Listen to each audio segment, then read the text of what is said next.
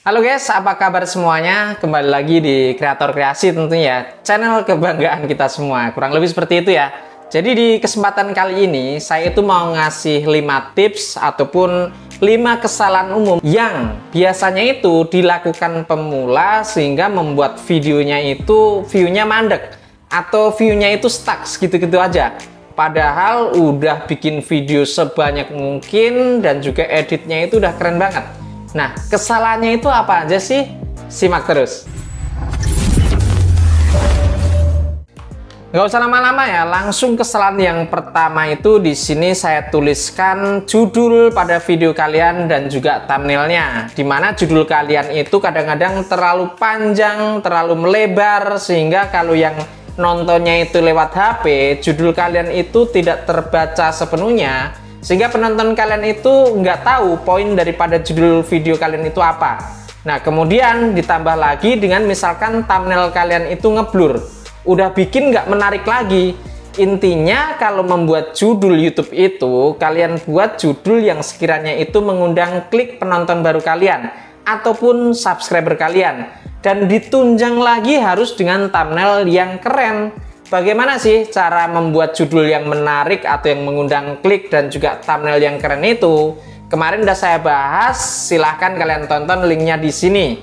Nah, oke. Kemudian sekarang lanjut ya, kesalahan kedua. Ini sering banget dilakukan khususnya kreator pemula. Kesalahan yang kedua adalah pembukaan videonya itu terlalu lama, teman-teman ya. Atau di sini itu saya sebut dengan intro. Dimana intro ini terletak di 5 sampai dengan 10 detik pertama pada saat kalian itu mulai ngomong ya.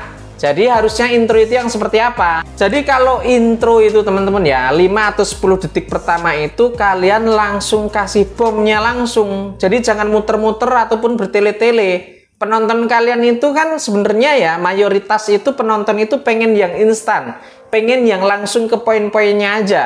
Kalau misalkan di intro atau 5 sampai 10 detik pertama kalian itu muter-muter nggak jelas, itu bikin penonton kalian itu skip atau kabur. Harusnya seperti ini aja ya. Cara edit video menggunakan HP.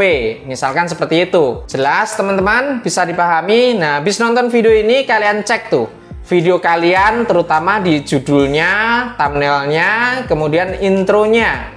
Kalian cek dulu, ada nggak yang sekiranya sama seperti yang kesalahan saya informasikan. Kalau ada, kalian langsung benahi biar video kalian itu nggak seret atau nggak mandek, biar channel kalian juga bisa dimonetisasi seperti channel saya sudah dimonetisasi. Oke, lanjut lagi di kesalahan yang ketiga. Kesalahan ketiga ini sering banget dilakukan khususnya konten kreator yang masih pemula juga atau yang baru memulai channelnya. Dimana konten yang kalian upload itu tidak fokus atau boleh saya katakan di sini itu terlalu melebar teman-teman ya. Jadi kalau terlalu melebar ya repot. Kamu pernah nggak nih nonton video yang judulnya itu tentang cara edit video? Misalkan seperti itu ya, judulnya udah jelas banget nih, cara edit video. Nah tapi teman-teman ya, isinya bukannya tentang cara edit video tapi malah melebar kemana-mana. Tentang editor yang dipakai itu menggunakan aplikasi apa, kemudian HP yang digunakan itu menggunakan apa, ditambah lagi malah curhat ya. Mereka itu hari itu nggak jadi upload karena bla bla bla dan lain sebagainya. Nah, konten-konten seperti ini teman-teman ya, ini sering banget terjadi. Dan ini menurut saya itu fatal banget. Jadi saya sarankan buat kalian semua, kalau kalian itu mengupload video atau membuat konten itu jangan terlalu melebar. Kalian fokus saja ke video yang mau kalian share itu apa.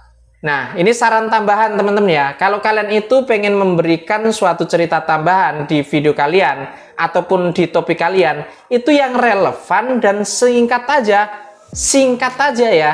Nah, kalau udah, kalian langsung balik lagi ke topik utama yang kalian angkat tadi.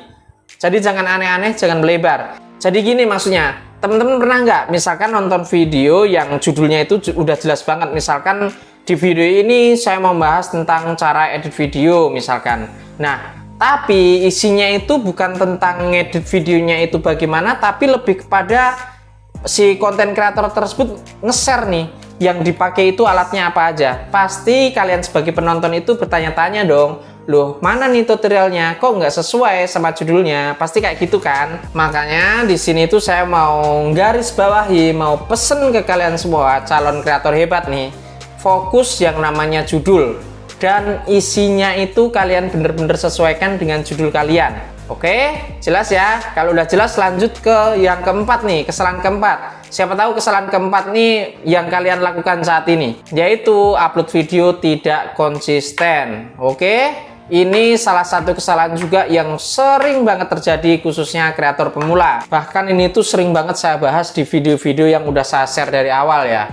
Banyak banget konten kreator itu yang semangatnya menggebu-menggebu, pokoknya udah kayak pendekar paling hebat di dunia lah ya. Jadi begitu mereka itu bikin channel YouTube, seminggu pertama, 2 minggu pertama itu semangatnya luar biasa, hampir upload itu tiap hari. Bahkan kalau mereka mau mungkin bisa yang namanya melakukan upload itu sehari 3 kali.